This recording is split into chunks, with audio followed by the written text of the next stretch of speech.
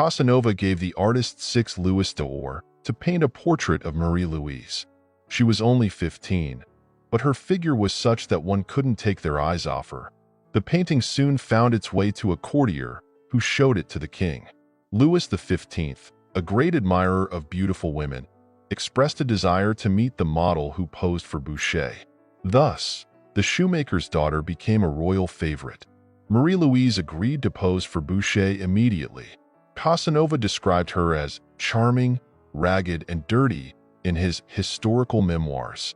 The young woman's name was Marie-Louise Murphy, and she was born in Rouen in the year 1737. Her father was of Irish descent. His ancestor had followed the deposed King James II to France in the 17th century. It was said that he worked as a shoemaker, but police records indicated he was a spy, and he even found himself imprisoned in the Bastille for that reason. The girl's mother had been arrested multiple times for prostitution. This unusual couple met in the French capital, but were forced to move to Normandy, as Daniel Murphy was officially banned from living in Paris. Out of 12 children, 5 of the Murphys survived, all of whom were girls: Marguerite, Bridget, Madeleine, Victoria, and Marie-Louise. With money always tight in the family, at least 2 of the girls quickly followed in their mother's footsteps. Bridget was considered the least attractive and most pious, so she was not drawn to the profession. However, the youngest showed promise. In the year 1753, the head of the family passed away. Their mother, with determination, gave her daughters a day to gather their things. She intended to return to Paris, where they could truly thrive. The move happened immediately, and a couple of months later, Marie-Louise caught Casanova's eye. Despite her young age, the girl was no longer naive. The portrait commissioned by the famous seducer only confirmed this. There was no hint of shame. For the 18th century, it was bold and audacious. Naturally, when the king saw the painting, he was thrilled. Marie-Louise became the mistress of Louis XV, earning the title of petite maîtresse. This term referred to favorites who were not suitable for the court, but were housed nearby so that the king could enjoy their company at any moment. For Miss Murphy, an apartment was prepared in Parc aux Cerfs, close to Versailles, where she lived for the next 2 years. In the memoirs of the Marquis d'Argenson, there is a notable fact: La Belle, the king's valet, brought in the new girl, and the seamstress Fleur was tasked with dressing her. Sensual encounters nearly cost the young model her life. After a miscarriage, Marie-Louise fell gravely ill. However, a year later, she gave birth to a daughter. This little girl was immediately baptized and sent away. To jump ahead, she received a good upbringing and lacked for nothing.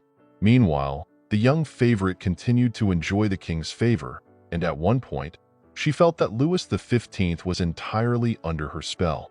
It was then that Marie-Louise had a wild idea.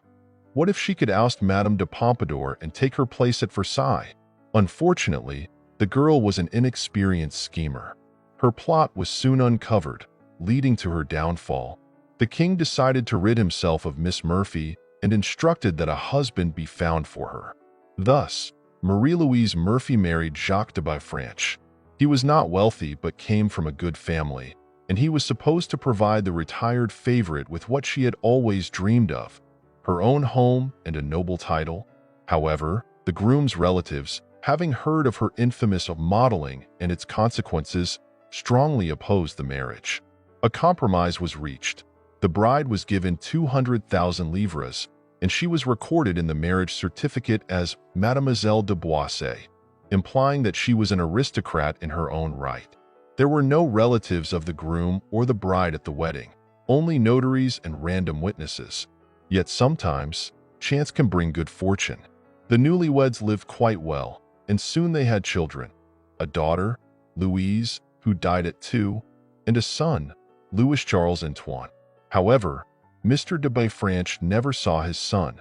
He perished at the Battle of Rossbach. Marie-Louise married for the second time, this time to François-Nicolas La Normandie, Count de Flageac. Remarkably, this man was related to Madame de Pompadour. Shortly before the Revolution, Marie-Louise became a widow for the second time and soon found herself in prison. Unlike another royal favorite, Dewberry, she managed to survive. After her release, she married once more, this time to a member of the National Assembly who was 28 years younger than she. When the Bourbons returned to power, the king was surprised to learn that the famous woman who had posed for Boucher's revealing painting was still alive, and he granted her a generous pension. But Maria Louise didn't even have time to enjoy this money. She died in December 1814 in 77 years at the age of 77. The portrait that captivated King Louis XV, for which Marie-Louise posed, likely at Casanova's request, exists in two versions. One painting is currently in Cologne, while the other is in Munich.